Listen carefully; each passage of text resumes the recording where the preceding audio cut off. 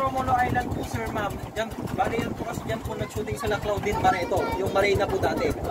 May kuweba po siyang maliit, hindi po papasok.